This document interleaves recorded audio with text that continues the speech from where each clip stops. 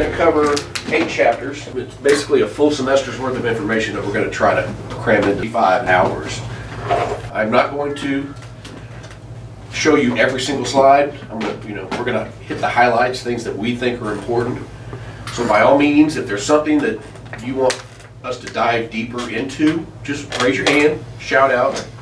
So before we get into this, I always like to start out, there's 2 things that we as planners tend to focus most of our time on. One is time, and the other is money. So those 2 things, for most of us, will determine when we retire. So I want to talk about those real briefly. There are certain ages where things are triggered. So I think it's important to understand these different milestones. So the first age that comes to mind is age 55. Can anybody tell me what is significant about the age 55? You can take from its 401k. Exactly. Most people don't know that. If you're going to retire early, you can actually draw money out of your 401k. Now there's some stipulations, some rules you have to go by. But no tax penalty. But no tax penalty, no 10% penalty. Next big age is probably 59 and a half. What happens at 59 and a half? All retirement monies. Right, you can take money from wherever you want and you will not pay a 10% penalty.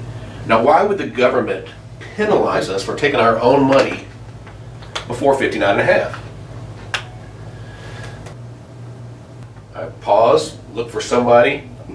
John, why do you think? Because they want us to save our money. Right, so basically they're protecting us from us. Right, so the government, Big Brother knows better. Don't necessarily agree with that. Next age that I think you probably need to be aware of is age 60. What happens at 60? You can draw a widow's benefit. Widows or widowers benefit. This is important. So if you were married over 10 years and you happen to have lost your spouse, not due to divorce, but to death, you are eligible to draw their full Social Security at age 60. A lot of people don't know that. I've had several people come through our class over the years. I had one lady in particular, she came to us and she was trying to figure out how to make more money. So her idea, she was trying to convince me to convince her that she could flip houses. And I asked her the question, I said, what do you know about flipping houses? Not a thing. But she got a book and she was going to try it. I'm like, oh gosh. I said, let me ask you a question. She was 62. I said, were you married over 10 years? Oh yeah, but he passed away. I said, so I'm assuming you're drawing his Social Security. Well, no, I'm not full retirement age yet. She was shocked to know that she could draw her deceased husband's Social Security. That was a big deal. It was $2,500 a month that she didn't know she was eligible for. Next big age would be 62. 62 is when we're first eligible for Social Security. Now, should you take it at 62? Who knows? Everybody's different. If for some reason you're not in good health, you don't feel like you're going to make it very long in retirement, you may want to take it early. Just know that if you do take it early, you're going to take about a 25% haircut on what you would have gotten had you waited till full retirement age. So for some people that may make sense. For a lot of you, it's not going to make sense. Next big age is 65, and personally, I think this is the big hurdle. So what happens at 65? Medicare. Medicare, right? If you retire before age 65, you're going to be on your own for health care related expenses. I don't know if anybody's ever gone out and tried to buy health insurance prior to 65. It's crazy expensive. So for a lot of you, getting past that threshold, that hurdle is going to make a lot of sense. Just be aware that if you retire at 64, 12 months of $1,500, $2,000 a month, whatever you can find, could be kind of expensive.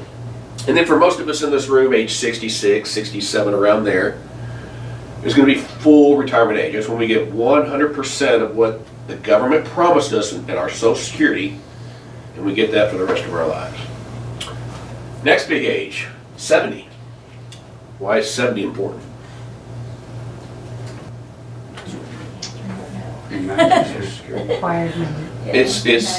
If you wait to take your Social Security, it will grow, for most of us in this room, at 8% simple interest all the way up to 70. Should you wait past 70? No. Absolutely not. I'll tell you a story. We had a gentleman come through this class probably 12, 13 years ago. He was 73 years old. I'll never forget this. We sat down with him, and one of the first questions I asked, trying to gather information, was, how much is your Social Security?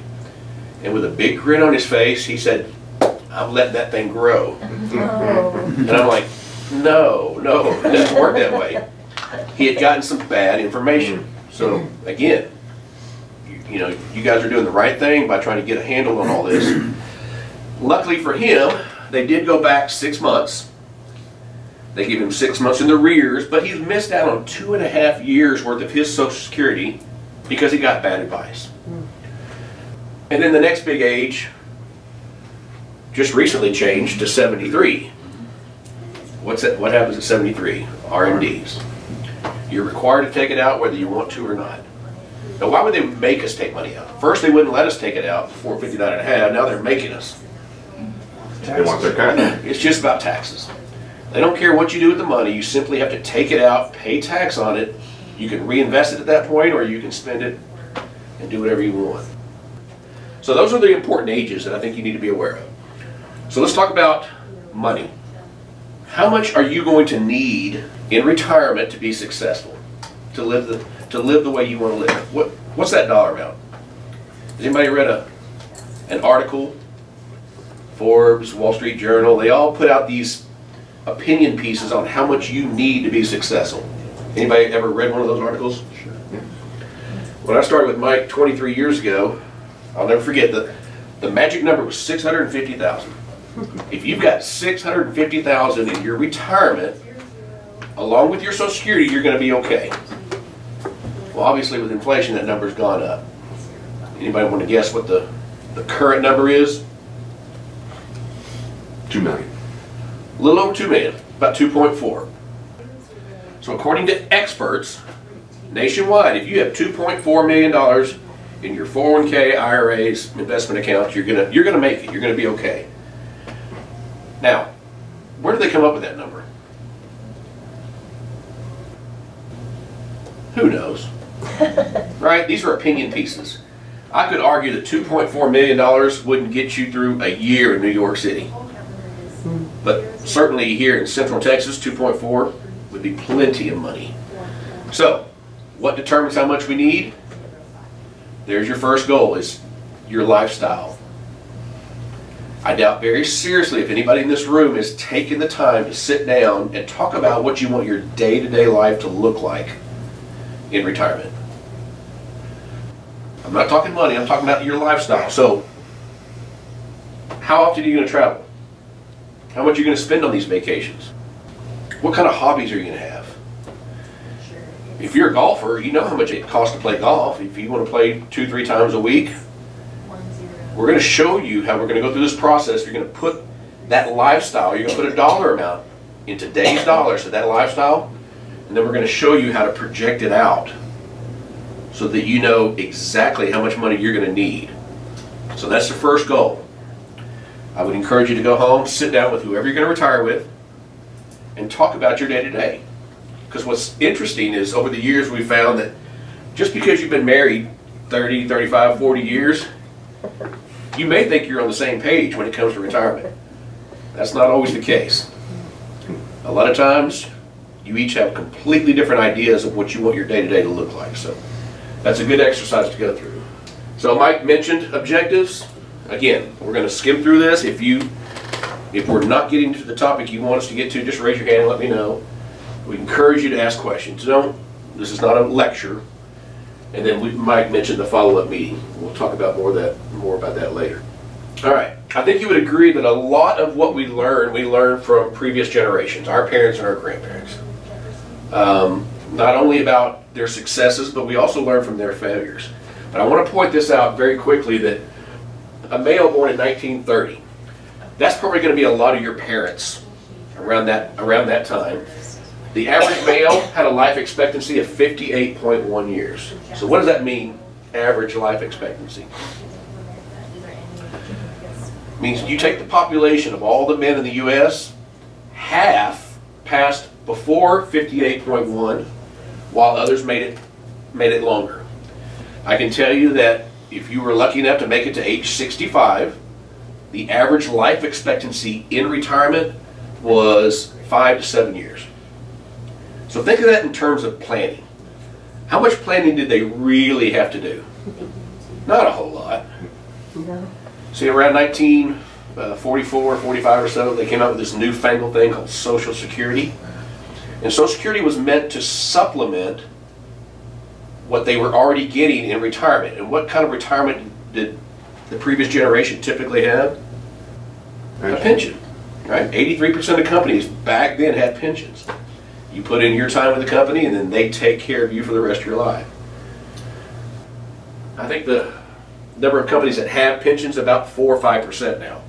And not all of those are healthy. So fast forward, so a male born in 1950, that's going to be a lot of us in this room. Our life expectancies jumped over 20 years. Now there's a lot of reasons why we're living longer. Can you name some? Better healthcare. Better healthcare, right? They can do crazy things with medicine nowadays. They can grow body parts in petri dishes. Manufacturing. Our manufacturing is safer. A lot of things are done with robots now. How we fight wars. We didn't have drones back then. So there's a lot of reasons why we're living longer. What I want to point out though is that living longer just simply means you need that much more planning. So when I talk about living longer, you can picture 25 to 30 years in retirement. Now that's 25 to 30 years of not having a paycheck. It's relying on a pension if you're lucky enough to have one. It's relying on Social Security. Does that make anybody nervous? A lot of people are worried that it's going to run out of money. So it takes just that much more planning. So again, I commend you for being here today. All right. So some things you need to be aware of. We've all done this. A lot of us have just dreamed about it. And there are going to be a lot of you that went out and actually did something about it. But we've all had this dream in our mind that when I retire, I'm going to move to blank. Blank used to be Florida, but I think they're full. I don't think they're taking any more retirees. For a while, Arizona was the place to be. I heard somebody say, yeah, I'm moving to Arizona. And I said, what about that heat? Oh, well, it's a dry heat. It's not that bad. I don't care. 115 is still 115. Nowadays, I think the new hot spot are the Carolinas. North Carolina, we have probably, 5, 6, 7 clients that have moved to Carolinas.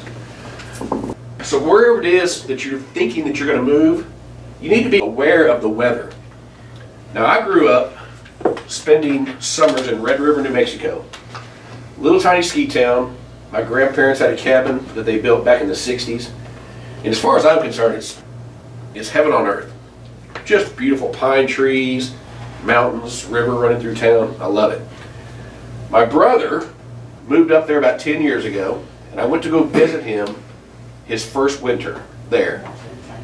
And I was kind of shocked to realize that when you come out in the mornings, it can be a negative 15 degrees.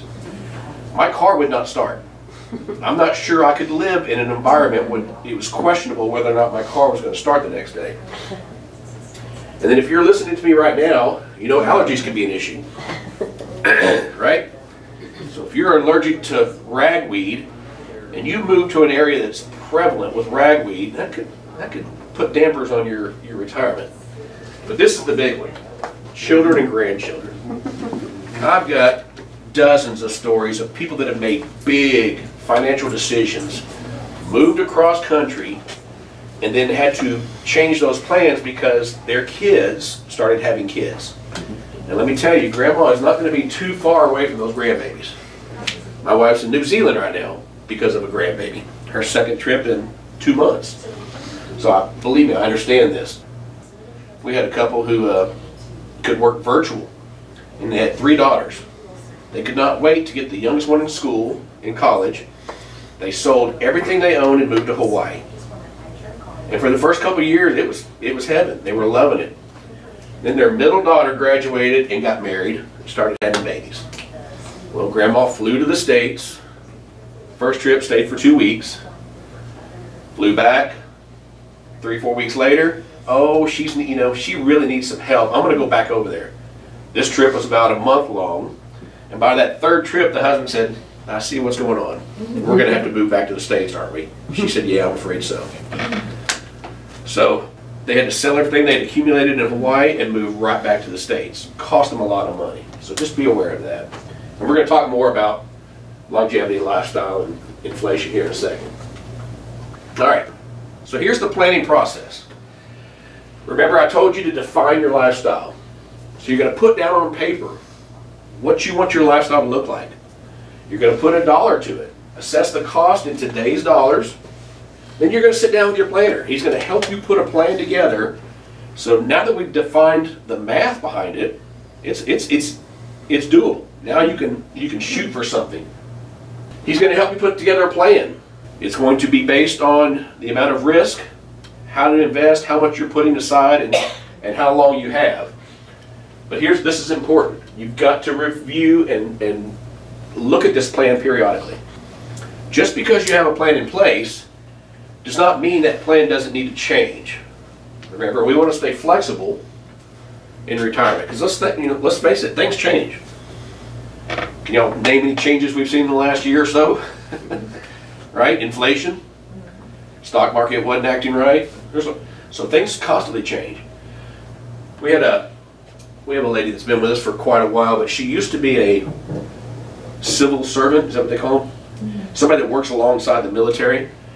And for 13 years, she lived and worked in Turkey, Afghanistan, alongside the military over there.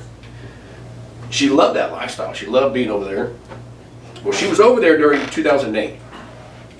Now, she had her retirement with a big name company. And she said, oh, I'm not worried about 2008. I'm sure John, whatever his name was, I'm sure he got me out of the market before it dropped. He probably put me back in right at the bottom, so I'm sure I'm fine. But after 13 years of being away from the States, she was shocked to come back and find out that her retirement was almost where it was when she left. It had done this and was coming out, but she was upset. And she was bad-mouthing her broker for not getting her out. And Mike and I had to explain to her, like, listen, it's not his fault, you know. Ultimately, the responsibility for your retirement is your responsibility. It's your responsibility to follow up and lead where you want how you want your finances handled. Most of us don't have discretionary rights over an account. If you had simply called and said, what's going on? Should we make changes? That would have probably been sufficient to allow him to make changes. So just remember that you've got to review it at least once a year. We almost require that people that we work with at least once a year sit down and go over their plan. All right, managing credit and debt. You know, obviously debt kind of puts a bad taste in our mouths, but there's good debt and bad debt. You know, good debt would be borrowing money to buy a house. Financially, it doesn't make sense to pay cash for a house, and I can show you an example if you want to come in on why you would never want to do that. But let's talk about credit for a second. A lot of people feel like when I retire, I'm not going to have to worry about my credit.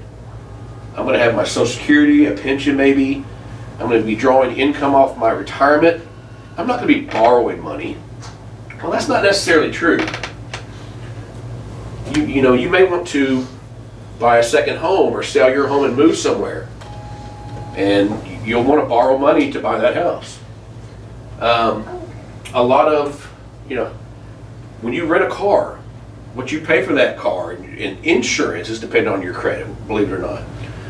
But the main thing I want to talk about your credit is, even if you think it's not important, you still have to keep an eye on it. Because if you're not watching your credit, I promise you somebody else is.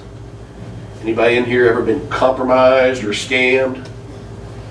Seems like at least twice a year Mike has to get a new credit card because he does a lot of traveling.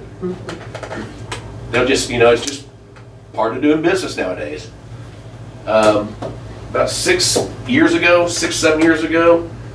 one of the big rating agencies was compromised. So literally 1/2 of everybody in the U.S., your Social Security, your birthday, all the information that they need to do any kind of nefarious things with your credit is already out there. So you got to watch it. And if you have an example, I've got several. You can just pull one of those examples and say, this is why it's important. All right, so we've defined our goals. We've defined our lifestyle. We've put a dollar amount to it. We've got a plan in place and we're checking it periodically. But there's always something that we can do better, right? So what I'm going to talk about here are a few ways that we can save money on taxes in the current year.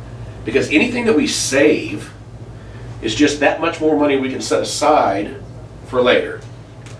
That old adage, a penny saved is a penny earned, it's there for a reason. All right, so how many of you do your own taxes? Some. It used to be where you had to decide, do I take the standard deduction or do I itemize? And back in the day, it was a lot more beneficial to itemize. You could write off all of your business-related expenses.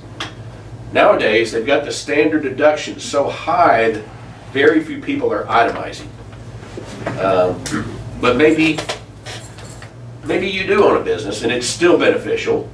And maybe you're just this close to being able to itemize. Here's a list of things that you could do to maybe get you over that threshold. Maybe it's as simple as just making an extra house payment. That additional bit of interest might get you over the threshold. Number two, combine 2 years worth of property taxes. So what are our property taxes due? I'm assuming it's nationwide, or maybe it's just Texas. Schools, roads. Yeah, so January 31st in Texas, your property taxes are due. Now, the idea here is if you pay your property taxes, say January 31st, 2023, and then 11 months later, in December, you simply pay them 1 month early. Now you've combined 2 years worth of property taxes in the same tax year. Now, that used to be a strategy we used all the time. People that did that, they would simply itemize 1 year, take the standard deduction the next, itemize, standard deduction. But now they've got a cap. They have a cap of $10,000 that you get to write off of property taxes.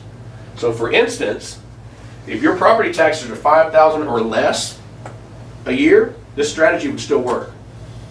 But if your property taxes are $8,000 a year, 8 and 8 is 16, you can only write off 10, it would not make sense to use that strategy because you're giving up that additional 6.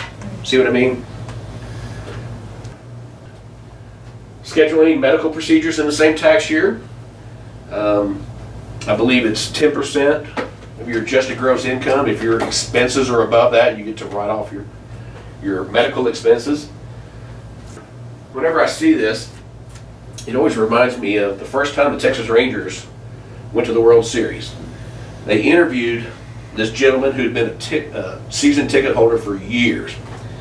And he said on live TV that his pacemaker had gone out. But he wasn't going to miss the series. So I'm going to put off surgery so that I can experience the series. And I always think about him when I see that. Don't put off anything medically necessary and trying to combine medical expenses into the same tax year to save on taxes. That's probably not a good idea. And then charitable giving. If you itemize, you can write off contributions. So, you know, maybe if you're charitable, combining contributions in the same tax year might help you. All right, so a defined contribution plan, what is that? Okay. 401k. So anything that we put into a 401k goes in pre-tax. So we're not paying income tax on that contribution in the current tax year. That could be huge. Not only is it out of sight, out of mind, comes right out of your check, but there's a lot of time there's a match, so that's a great way to lower your taxable income. Flexible spending accounts. Nowadays, I think most people have HSAs, health savings accounts.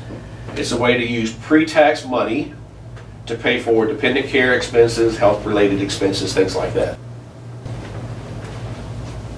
All right, capturing capital losses.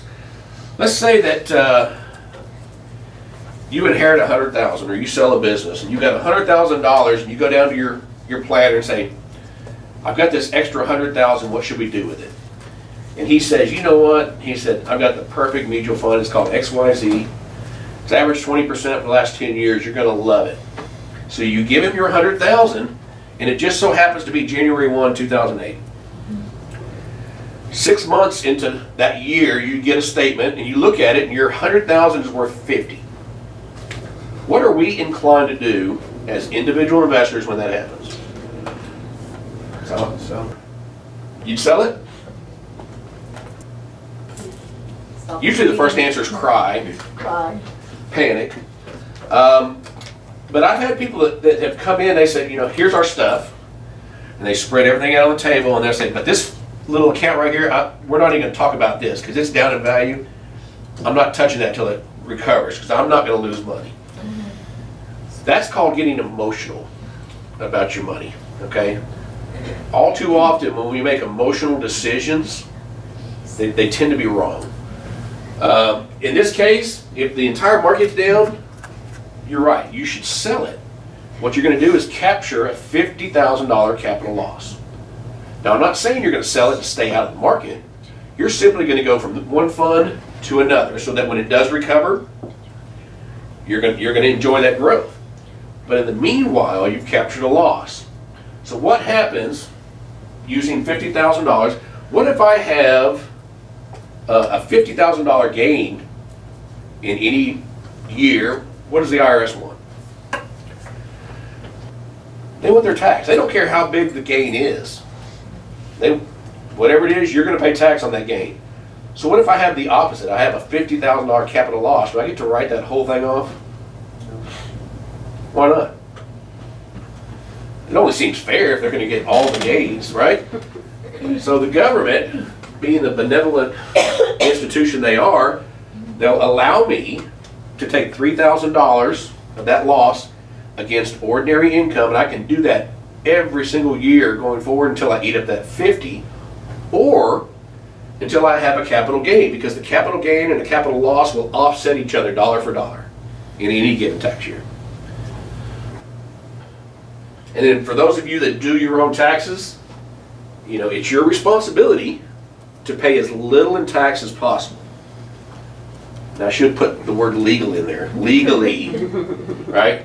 So understanding all the tax adjustments and tax credits, all the rules, is your responsibility.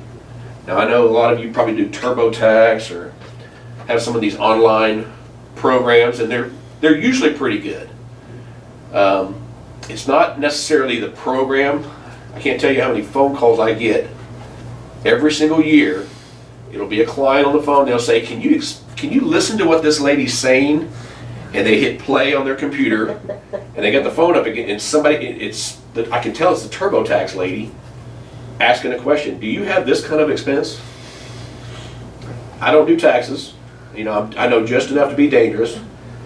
But if somebody's not doing your tax and you're doing it yourself, just make sure you know what you're doing.